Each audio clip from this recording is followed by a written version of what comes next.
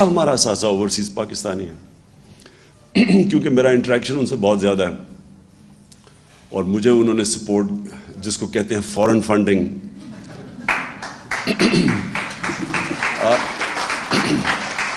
کہ وہ لوگ جو بیچارے محنت کش لوگ جن کے اوپر ملک چلتا ہے ان سے، کیونکہ میں شوکت خانم میں جب میں نے پیسے اکٹھے کرنے شروع کیا آج سے 30 سال پہلے، تو یہاں تو بڑی جلدی ڈونر فٹیگ ہو گئی، تو میں پھر جدھر جدھر پاکستانی تھے دنیا میں، تب سے میرا ان سے ریلیشن شپ ایکچولی میرے پہلے بھی تھی کرکٹ کی وجہ سے، کیونکہ ہم جب کرکٹ باہر کھیلتے تھے تو اوورسیز پاکستانی آ کے سپورٹ کرتے تھے.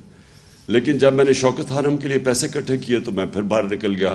یہاں لوگ جو لوگ بڑے پیسے والے تھے وہ باہر سے کہہ دیتے تھے کہ کب وہ آفس میں نہیں بیٹھا صاحب، تو میں تب باہر نکل گیا.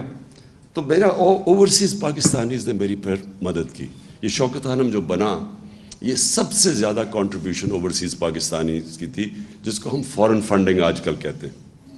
اس کے بعد جب میں نے نمل یونیورسٹی میں ان سے پیسے اکٹھے کیے، پھر جب آہستہ آہستہ جب ہماری پارٹی اٹھنے لگی تو سب سے پہلے سپورٹ اوورسیز پاکستانیز نے کی، اور ادھر سے پھر ہم نے پیسہ اکٹھا کیا، جس کا یہ الیکشن کمیشن کے اندر اتنا بڑا ڈرامہ چلا ہوا ہے کہ میں ابھی تک حیران ہوں.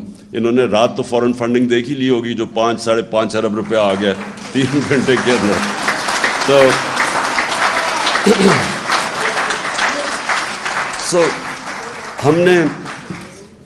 میں تب بھی جب میں اوورسیز پاکستانیز کو ملتا رہا تو میں نے ہمیشہ میرے دل میں یہ تھا کہ ایک دن آئے گا کہ یہ پاکستان کو بیل آؤٹ کریں گے. IMF نہیں کرے گی، فرینڈلی ملک نہیں کریں گے، یہ کریں گے بیل آؤٹ.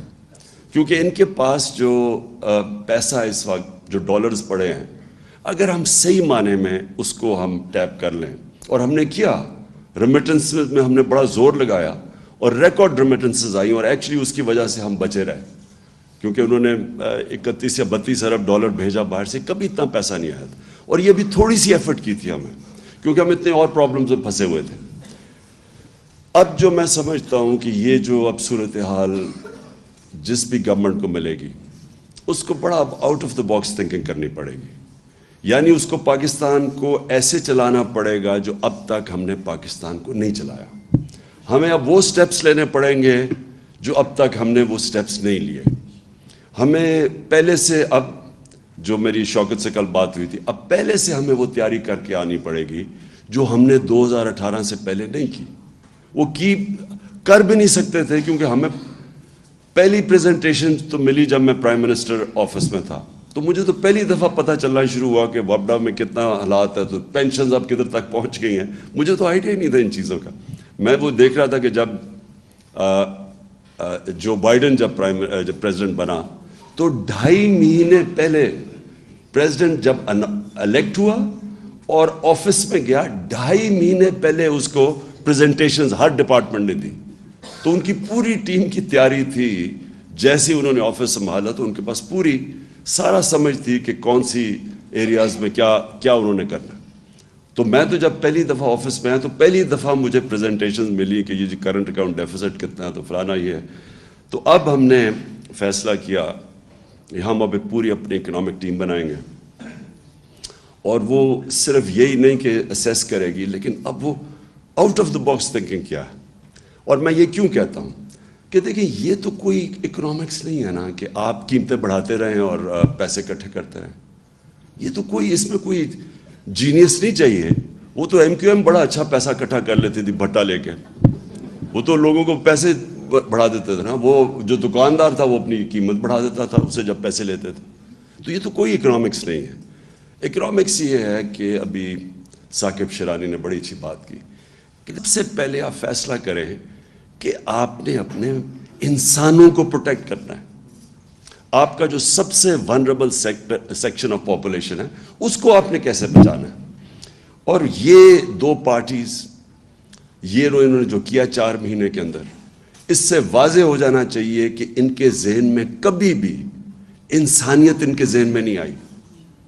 ان کا صرف ذہن ہوتا ہے کہ پیسے کیسے بنانے اور کرسی پہ کیسے بیٹھنا اور اس کا فائدہ کیسے اٹھانا. اگر یہ کرتے تو آپ مجھے یہ بتائیں کہ یہ 90s میں ان کی پارٹنرشپ چوروں کی لگی ہے اکٹھی، 90s سے یہ باریاں لے رہے ہیں. پچھلے 62 سال میں 30 سال یہ دونوں پارٹی خاندان پاور میں رہے ہیں. کب انہوں نے ایک انسانیت کی فکر کی؟ یہ جب آئے ہمارے سامنے، دیکھتے دیکھتے پہلے ہندوستان ہمارے سے آگے نکلا، پھر اس کے بعد بنگلہ دیش آگے نکل گیا ہمارے سے.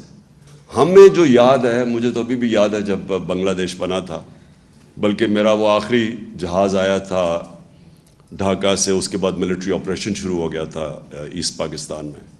تو مجھے تو وہ بڑی اچھی طرح یاد ہے وہ جو سارا ٹائم تھا. تو مجھے یاد ہے کہ جب وہ بنگلہ دیش علیحدہ ہوا اور بنا، ایسٹ پاکستان ٹوٹا، تو خوشیاں بنائی گئیں. میں وہ ڈرائنگ رومز ابھی مجھے یاد ہے، لوگوں نے خوشیاں بنائی کہ اتنا وہ سارا ہمارا پیسہ وہاں چلا جاتا ہے، وہاں سائیکلون آتا ہے تو ہمیں اس کو سبسیڈائز کرنا پڑتا ہے. میں نے یہ کانوں سے یہ باتیں سنی ہوئی ہیں کہ چلیں شکر ہے بوجھ اترا. 90s میں وہ آگے نکل گیا ہمارے سے، بنگلہ دیش ہمارے سے آگے نکل گیا. تو یہ دو پارٹیز جب آئیں، ان کی دولت اوپر چلی گئی، ملک کے قرضے بھی بڑھ گئے، اور ملک کے اندر کبھی کوئی لانگ ٹرم پلاننگ نہیں ہوئی. آج چائنا کا سب سے بڑا سکسیس کیا ہے؟ وہ 15-20 سال کے پلانز بنائے ہوئے ہیں. یہاں اگر لانگ ٹرم پلاننگ ایک ہی چیز میں ریفلیکٹ کرتے تھے، انہوں نے کبھی ڈیمز نہیں بنائی. انہوں نے یہی نہیں سوچا بجلی بنانے کا کہ ہمیں فیول نہ امپورٹ کرنا. ایکسپورٹس بڑھ نہیں رہی تو ہمیں تو پہلے سے ہی سوچنا چاہیے تھا کہ وہ ہم بجلی اس چیز پہ بنائیں جو ہمیں امپورٹڈ فیول پہ نہ ہو. کوئی لانگ کلائمیٹ چینج، اب آج دیکھیں یہ کلائمیٹ چینج اتنی بڑی چیز ہے. میں نے جب 2013 میں ہم نے مل کے شروع کیا یہ بلین ٹری سونامی پختونخوا کے اندر، تو 2 سال تو یہ مذاق اڑاتے رہے ہمارا. اور مذاق اس لیے اڑا رہے تھے کہ ان کو کوئی کانسیپٹ ہی نہیں تھا کہ پاکستان کے اندر جو انگریز کے بنائے ہوئے تھے جنگل تھے وہی ختم ہو گئے. ہم بچپن میں جایا کرتا تھا اپنے بڑوں کے ساتھ شکار پہ، تو یہ بڑے بڑے جنگل تھے، چھانگا مانگا، کندیاں، میاں والی میں، یہ چیچاوتی میں بڑے جنگل تھے، وہ انگریز کے بنائے ہوئے. یہ چھوڑے کہ انہوں نے کچھ جنگل خود اگانے تھے وہ بھی ختم کر دیے. تو کوئی کانسیپٹ ہی کسی کو نہیں تھا کہ موسم گرم ہو رہا ہے. پاکستان 10 ملکوں میں سے ہے جو سب سے زیادہ ونربل ہے کلائمیٹ چینج پہ. کبھی کوئی کانسیپٹ نہیں تھا، کوئی لانگ ٹرم پلاننگ ہی نہیں تھی ان کی. اور پھر جب کووڈ آیا، میں ادھر سے شروع کریں، جب شہباز شریف آیا اور اس نے منہ پہ وہ لگا کے اور کمپیوٹر پہ بیٹھ گیا، انہوں نے کیا کہا؟ سب سے پہلے انہوں نے شور مچا دیا کہ عمران کو لاک ڈاؤن کرو پاکستان کا. ان کی سب کی سٹیٹمنٹس ہیں کہ عمران خان کے اوپر FIR کاٹ دو، یہ لاک ڈاؤن نہیں کر رہا. ان کی اسمبلی میں سٹیٹمنٹس ہیں. بلکہ انڈیا کی تعریفیں شروع کر دی، جو نریندر مودی نے وہاں کرفیو لگایا تھا اس کی تعریفیں کرنی شروع کر دیں گے، وہ دیکھو کتنا اچھا کام کر رہا ہے اور یہاں کوئی لاک ڈاؤن نہیں لگ رہا. کیونکہ انہوں نے کبھی غریب کا سوچا ہی نہیں ہے. میں بار بار ان سے پوچھوں کہ مجھے یہ بتاؤ کہ وہ دہاڑی دار کا کیا بنے گا. یہ اسد وہ NCOC میں تب یہ تھا، تو ہماری کیا آرگیومنٹس، کیا ہم ڈسکشن ہوتی تھی. پہلے تو آپ سوشل ڈسٹینس کی بات کر رہے ہیں، ہمارے یہاں کچی آبادیوں کے اندر 10-10 8-8 لوگ ایک کمرے میں ہیں، وہ کدھر سوشل ڈسٹینسنگ ہوگی. پھر وہ جو دیہڑی دار ہے، وہ اگر تنخواہ اگر پیسے نہیں کماتا، چھابڑی والا ہے، وہ کیسے اپنے بچے کو پالے گا. میں کہتا رہا نہ لاک ڈاؤن لگاؤ، بلکہ پارشل لاک ڈاؤن لگاؤ. وہ سندھ میں وہ مراد علی شاہ نے وہاں لاک ڈاؤن لگا دیا، اور 2 ہفتے کے بعد کوئی گاڑی جاتی تھی غریب علاقوں میں، اٹیک ہو جاتا تھا اس کے اوپر. بھوکے لوگ تھے سارے. اس نے پھر ڈر کے پھر میرے کندھے پہ بندوق چلائی. اس نے کہا اچھا اب آپ کہہ رہے ہیں تو ہم لاک ڈاؤن ہٹا رہے ہیں، کیونکہ وہ ڈرا ہوا تھا کہ اگر وہ ہاسپٹل میں زیادہ لوگ آ گئے تو پھر میرے اوپر وہ بلیم کرے گا. لیکن میں صرف اسے ایک مینٹل ایٹیٹیوڈ آپ کی بتانا چاہتا ہوں کہ ان کے کبھی بھی ذہن میں عام آدمی نہیں تھا